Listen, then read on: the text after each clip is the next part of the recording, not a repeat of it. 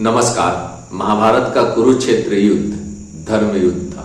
भगवान श्री कृष्ण अर्जुन को समझाते हुए गीता जी में कहते हैं यदा यदा ही धर्मस्य, अर्थात जब जब धर्म की हानि होती है, अधर्मियों का विकास होता है, साधुजनों को पीड़ा पहुंचाई जाती है, तब तब धर्म की रक्षा करने के लिए मैं अवतरित होता हूँ।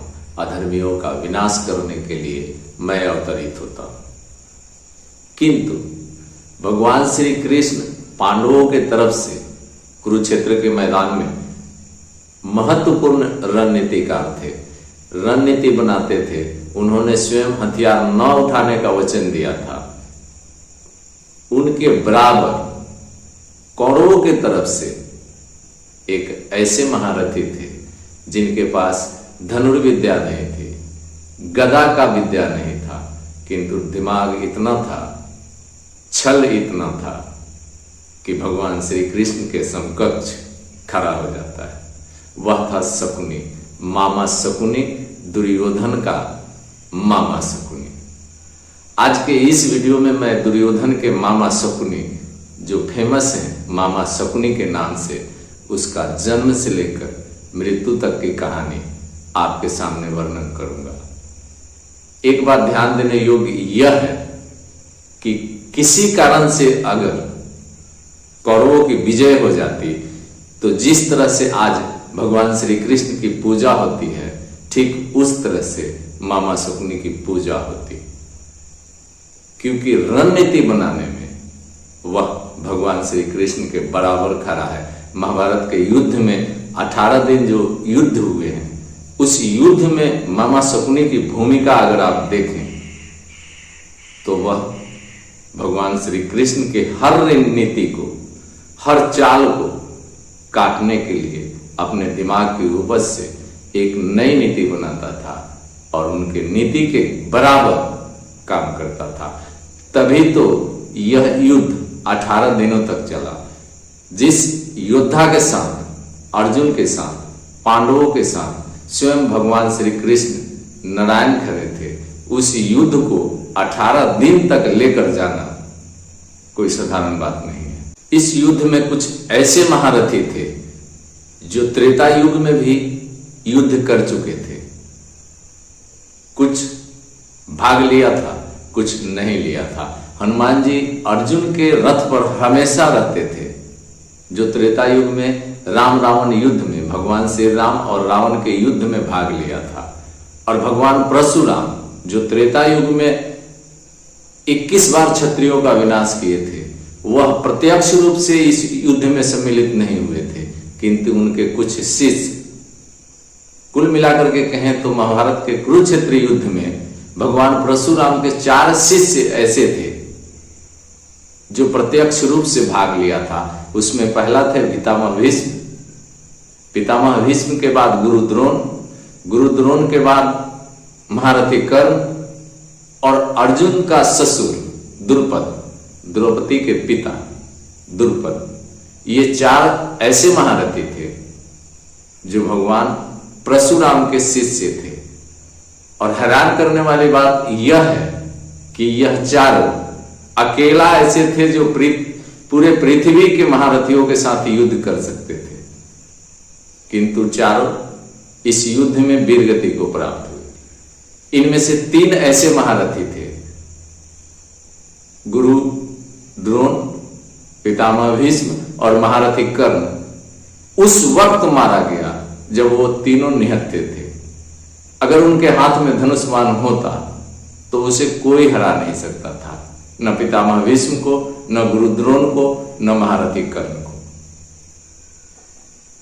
आज के इस वीडियो में विशेष करके मैं बात करने वाला हूं मामा शकुनी का, इसलिए युद्ध के विषय में ज्यादा नहीं, मामा शकुनी के जन्म से लेकर मृत्यु तक की कहानी आपके सामने प्रस्तुत करता हूं।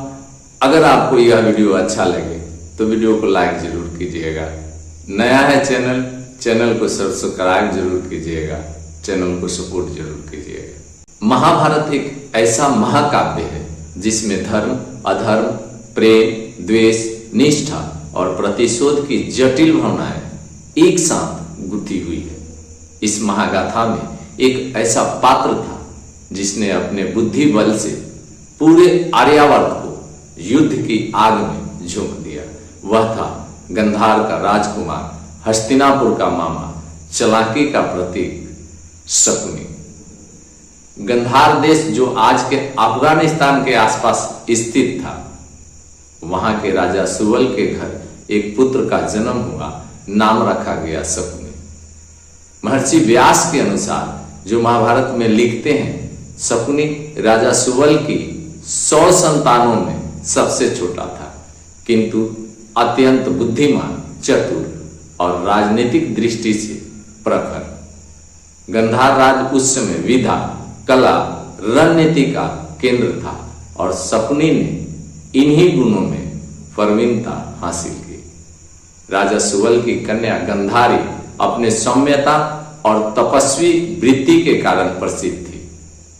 जब पितामह भीष्म को अपने अंधे राजा धृतराष्ट्र के लिए उपयुक्त कन्या की खोज थी, तब उन्होंने गंधार की राजकुमारी का हाथ मांगा। राजा सुवल ने यह संबंध स्वीकार कर लिया और इस प्रकार शकुनी हस्तिनापुर का मामा बन गया। गंधारी जब यह जाना कि उनके होने वाला पति नेत्रहीन है, तो उन्होंने भी आजीवन आंखों पर पट्टी बांधने का संकल्प लिया। शकुनी इस निर्णय से भीतर तक व्यथित हुआ। उसे यह विवाद अपने राज्य के साथ अन्याय लगा, क्योंकि वह जानता था कि उसकी बहन का जीवन अंधकारमय हो गया है। वहां से शकुनी के हृदय में हस्तिनापुर के प्रति प्रतिशोध की ज्वाला जल उठी। कुछ कथाओं के अनुसार जब हस्तिनापुर के राजा भीष्म को, अर्थात पितामह भीष्म को उस समय राज्य का संचालन करते थे, शकुनी की नीतियों पर संदेह हुआ, तो उन्होंने गंधार के राजा सुबल और उनके परिवार को हस्तिनापुर के जेल खानों में कैद कर लिया। कहते हैं उन्होंने बहुत कम भोजन दिया जाता था, इतना कि सब जीवित न रह सके। तब सुवल ने निश्चय किया कि परिवार का केवल एक व्यक्ति बचेगा जो बदला ले सके। उन्होंने अपनी सारी रोटी अपने सबसे छोटे, सबसे बुद्धिमान पुत्र शकुनी की खिलाई और उसे यह शपथ दिलाई कि वह हस्तिनापुर का नाश करेगा। शकुनी ने अपने पिता की यह प्रतिष्ठा अपने प्राणों से भी अधिक पवित्र मानी। कहते हैं अपने पिता की अस्थियों से बना पासा उसने सहेज कर रखा, जो बाद में मायावी पासा बन गया, जिससे वह जो चाहे जीत सकता था। जब गंधारी के पुत्र हुए, 100 पुत्र हुए, तो शकुनी हस्तिनापुर में अक्सर आने लगा। उसे उसमें सबसे बड़ा पुत्र दुर्योधन बहुत प्रिय था। शकुनी ने उसे बचपन से ही अपने प्रभाव में ले लिया। उसने दुर्योधन के मन में पांडवों के प्रति ईर्षा द्वेष का बीज बोना शुरू कर दिया। वह कहता था, राज तुम्हारा है, दुर्योधन पांडवों का नहीं। तुम्हें जो चाहिए वह नीति से नहीं, चाल से हासिल करो। शकुनी हमेशा दुर्योधन को भड़काते रहता था। उसने प्रण लिया था कि मैं कुरु वंश का नाश कर दूंगा। राज्य, धन, भाइयों, स्वयं युधिष्ठिर, यहां तक कि द्रौपदी तक सब दांव पर हार गए। द्रौपदी का अपमान, सभा में खींची गई मर्यादा की रेखा और कृष्ण का हस्तक्षेप, ये सब शकुनी की योजना का ही परिणाम थे। कृष्ण ने उसी क्षण कह दिया, हे शकुनी, तुम्हारा यह छल युद्ध के रूप में लौटेगा और तुम अपने ही छल से नष्ट हो जाओगे। कुरुक्षेत्र का युद्ध प्रारंभ हुआ। शकुनी कौरव पक्ष में अपने भांजे दुर्योधन के साथ खड़ा हुआ। उसकी युद्ध रणनीतियां तीक्ष्ण थी, किंतु पांडवों की धर्मनिष्ठा और श्री कृष्ण के नीति के आगे सब व्यर्थ हो गया। युद्ध के 18वें दिन सहदेव ने शकुनी को ललकारा। कहा जाता है कि सहदेव ने पहले ही प्रण लिया था, मैं इस युद्ध में शकुनी का वध करूंगा। कुरुक्षेत्र के उस अंतिम दिन शकुनी ने बहादुरी से युद्ध किया, पर सहदेव के प्रहार से उसका रथ चकनाचूर हो गया। अंततः सहदेव ने अपने शपथ के अनुसार शकुनी का वध किया। गंधार का यह राजकुमार जिसने अपने छल से महाभारत की आग भड़काई थी, उसी युद्ध भूमि में अपना अंत पा गया।